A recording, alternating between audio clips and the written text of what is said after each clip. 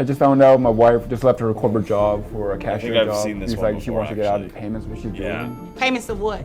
Child support, ma'am. Is there a reason why you're not paying to support this child? I left my job and I did do it intentionally. Wait a minute. Wild. You intentionally Wild. Imagine intentionally leaving your job so you can pay less. left your job? Yes, That's ma'am, I crazy. did. How much did you make at your last job? Annually, $70,000. Now I work at a convenience store. How much are you making now? $30,000 a year. What's the qualification to work at that job? You just need a high school diploma. Actually wild. But also, like, even if you're paying child support, there's no way you're like walking home with more money from the convenience store job than the corporate job or whatever job they were doing for 70,000. Like, there's no way the child support payments is High school diploma, and you have a master's degree. I'm not about to play with you. Ma'am, I'm going to make you pay child support. $899.60 is going to be your monthly child support obligation that you're Oh, also, hold up.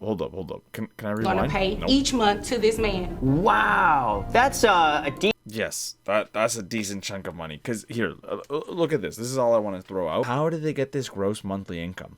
Because think about it from like the perspective of like they're making whatever they were saying. So like $30,000 a year. Like that math doesn't add up. $30,000 a year is not $5,833. It's $2,500 a month.